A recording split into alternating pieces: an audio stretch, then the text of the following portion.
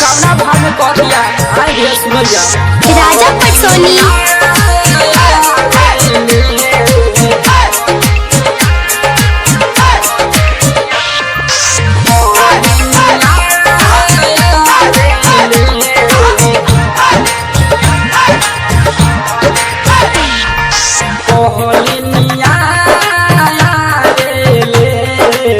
हमारा पिया के लावे ना बोलनिया हमारा पिया के लावे ना दिनावा कसम कटिए नु जाला दिनावा कसम कटिए नु जाला रतिया के याद तारा पावेला रतिया के याद तारा पावेला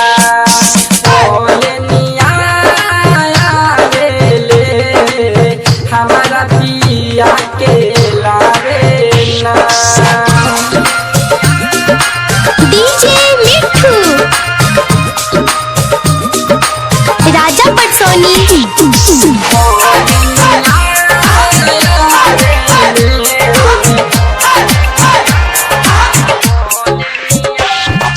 लागे ना भूख हमरा लागे ना पियास हो सोया जी के आवेला बहुते याद हो सोया जी के आवेला बहुते याद हो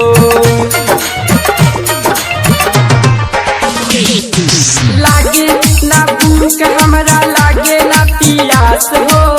सोया जी के आवेला बहुते याद हो सोया जी के आवेला बहुते याद हो हीरा मोती अब ना चाही हीरा मोती अब ना चाही सोया जी हमार तनखा पास रही दिनावा कसहू कटिए नु जाला दिनावा कसहू कटिए नु जाला रतिया के निया आवे ना रतिया के याद तारा पावेला डीजे मिठू राजा पटसोनी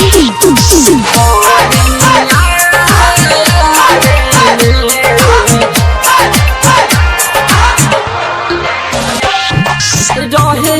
उदास मनवा कुछ न बुझाला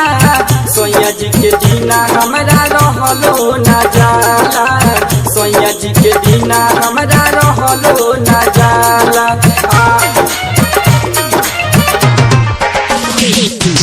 रहे उदास मनवा कुछ न बुझाला सोया जी के दीना हमरा रहलो न जाला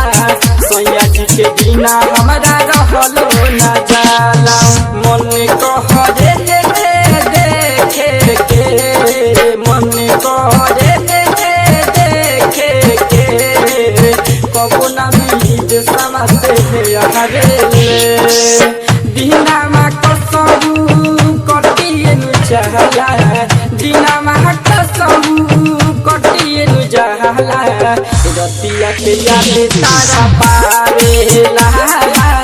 रतिया के याद तारा पावेला बोलनिया ना हमारा पिया के लावेला डीजे मिठू राजा पटसोनी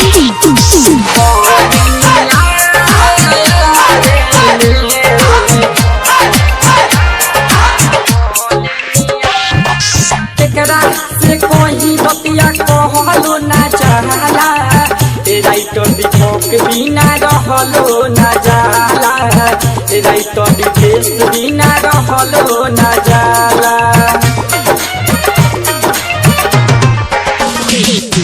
केकरा से कोई बतिया कहलो ना जाला डीजे धनंजय बिना रहलो ना जाला राइटर दीपक बिना रहलो ना जाला लेके सूती गुडुआ के निंदिया आवे ना दिनावा कसहू कटिए नु जाला